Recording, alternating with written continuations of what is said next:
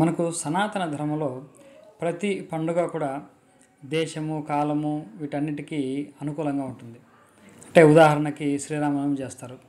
అప్పుడు బెల్లం, పానకము, పెసరపప్పు ఇస్తారు. అక్కడున్నటువంటి పరిస్థితి, ఆ వేడికి మన ఆరోగ్యాన్ని దృష్టిలో ఉంచుకొని అటువంటివి నైవేద్యం పెట్టడం.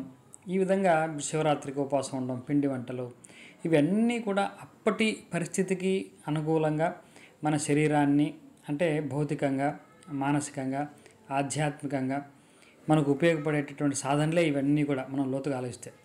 ఇప్పుడు వినాయక చవితి అక్కడున్నటువంటి సంబరాలు, మనం వినాయకుడికి అర్పించే నైవేద్యం కానివ్వండి, ఇతర పత్రి కానివ్వండి, ఇవన్నీ కూడా ఈ వినాయక తత్వం ఒకసారి మనం ఆలోచించినట్టయితే ఇంతకు మించి ఒక ఎకో ఫ్రెండ్లీగా ఉన్నటువంటి సాంప్రదాయం బహుశా ఏ సాంప్రదాయంలో కూడా ఉండదు. వినాయక చవితికి మనం చేసేటటువంటి ఉపచారాలు అన్నీ కూడా ఒకసారి లిస్టు చేసుకొని పక్కన పెట్టుకొని చూసుకున్నట్టయితే ఎంత అద్భుతం. మనిషి గురించి మనకు పెద్దలు, ఋషులు ఎంత గొప్పగా ఆలోచించారో మనకు స్పష్టంగా అర్థమవుతుంది. అంటే ఒకటొకటే మనం విచారం చేసుకుంటూ వెళ్దాం. ఇవన్నీ చూస్తే ఒక మాటలో చెప్పాలంటే, మీ ఇంటికి ఒక గెస్ట్ వస్తాడండి, చాలా ఇంపార్టెంట్ గెస్ట్. ఆ గెస్ట్కి ఏమి ఇష్టం అంటే అరటి తొక్కలంటే ఇష్టం. అంటే ఆయన కోసం మీరు అరటిపండ్లు తీసుకొచ్చి అరటిపండు మీరు తినేసి ఆయన తొక్కలు ఆయనకి ఇస్తే ఆయన తొక్కలు తినేస్తాడనమాట. ఆ తొక్కలు ఆయనకి ఇష్టం. అంటే ఇప్పుడు ఎంత అద్భుతంగా ఉందండి. మీకు దీనివల్ల ఎటువంటి పెయిన్ లేదు. ఆయనకి ఇష్టం కాబట్టి మీరు అరటిపండ్లు తీసుకొస్తారు, అరటిపండ్లు మీరే తింటారు, ఆయన తొక్క మీకు అవసరం లేని తొక్క ఆయనకి ఇచ్చేస్తారు. ఇది మీరు గణపతి ఉపాసన లేకుంటే గణపతి ఆరాధన మొత్తం గమనించినట్టయితే అన్నీ ఇలాంటివే ఉంటాయి. అంటే ఆయనకి ఇష్టం అంటే ఏంటి? ఆయనకి ఇష్టం, మనకి ఏది శ్రేయస్కరమో అది ఆయనకి ఇష్టం.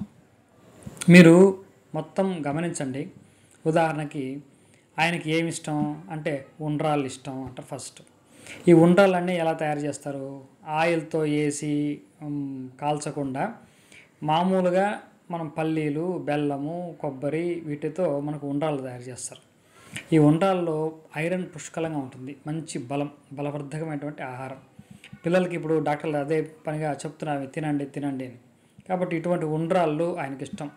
దీన్ని చేయడానికి పెద్ద శ్రమ అక్కర్లేదు, ఏం అక్కర్లే. చిన్నగా అవన్నీ కలిపేసి ఇలా వంటలు పెట్టేస్తే ఉండ్రాలు తయారైపోతాయి. అది ఆయనకి నైవేద్యం ఇష్టం అంటాడు. తర్వాత ఆయనకి ఇష్టమైంది ఏంటి? గరిక. గరిక అంటే చాలా ఇష్టం వినాయకుడికి అని చెప్తారు. ఇప్పుడు ఈ గరికను మనము ఏం చేస్తాం? మనం ఇంటి నుంచి బయట రాగానే మన ఇంటి చుట్టూ కూడా ఇప్పుడేముంటాయి, వర్షాకాలం కదా, ఎక్కువగా దట్టంగా గరిక అవన్నీ మలిచి ఉంటాయి. ఇప్పుడు వినాయకుడికి ఇష్టం కాబట్టి మనం ఏం చేస్తాం? అవన్నీ కోసేస్తాం. దీనివల్ల ఏమవుతుంది? మన చుట్టూ ఉన్నటువంటి పరిశుభ్రంగా, ఆ ప్రాంతం అంతా పరిశుభ్రంగా ఉంటుంది.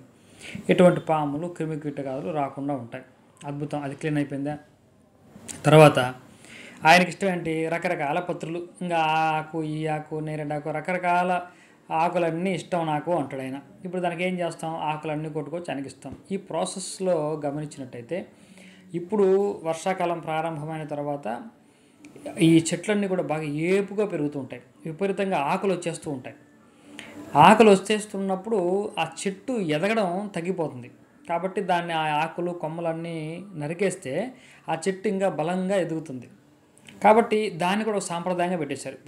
గణపతికి అదంతా ఇష్టం అంట, ఆ పత్తి అంతా ఇష్టం అంట. అంటే ఇంకా అవన్నీ గణపతికి ఇష్టం కాబట్టి అవన్నీ నరికేసి ఆ కొమ్మలన్నీ కొట్టేస్తే అవి మళ్ళీ నెక్స్ట్ ఇయర్కి ఇంకా బలంగా తయారవుతుంది. కాబట్టి చెట్లు కాపాడబడుతున్నాయి. తర్వాత మట్టితో గణపతిని చేయాలని చెప్తారు. బంకమట్టి అంటే చెరువుకి వెళ్ళి అక్కడ ఉన్నటువంటి మట్టిని మనం తీసుకుంటున్నాం. ఇప్పుడు అలా మట్టిని తోడుతూ ఉంటే ఏమవుతుంది? చెరువు లోతు పెరుగుతుంది. చెరువులో ఉన్నటువంటి ఆ బంకమట్టి మనం తీసుకుంటూ ఉంటే ఈ విధంగా కూడా చెరువులో తర్వాత వచ్చే వర్షాల వల్ల నీటి నిలువ మనకు పెరుగుతుంది. ఆయనకు బంకమట్టి ఇష్టం. అన్నిటికంటే చాలా ముఖ్యమైనది ఏంటంటే ఆయనకు గుంజీలు తీయడం ఇష్టం. అంటే ఇలా చెవులు పట్టుకొని పిల్లలు ఎవరైనా సరే పెద్దలు కూడా ఇలా కూర్చొని లేస్తే అతనికి ఇష్టం. ఏంటి అతనికి ఇష్టం? దీనివల్ల ఏంటి ఉపయోగం?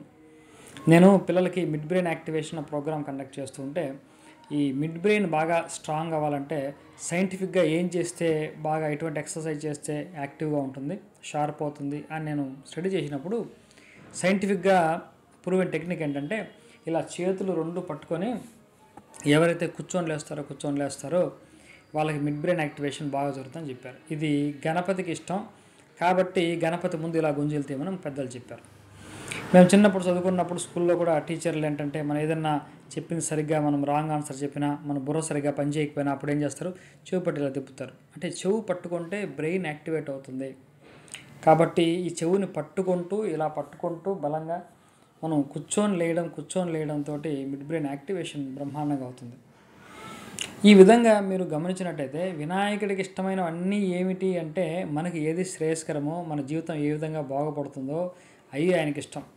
కాబట్టి వినాయకుడి యొక్క ఆ పూజా విధానం, ఆ సెలబ్రేషను అన్నీ చూసుకున్నట్టయితే most eco friendly god. Eco ఫ్రెండ్లీనే కాదు, పర్యావరణాన్నే కాదు, మనకు ఏది మంచో అది మనకి ఇవ్వడానికి, ఇది నాకు ఇష్టం అని చెప్పుకుంటూ భగవతత్వంగా చెప్పుకుంటూ మనకు అన్నీ అందిస్తున్నటువంటి గణపతి.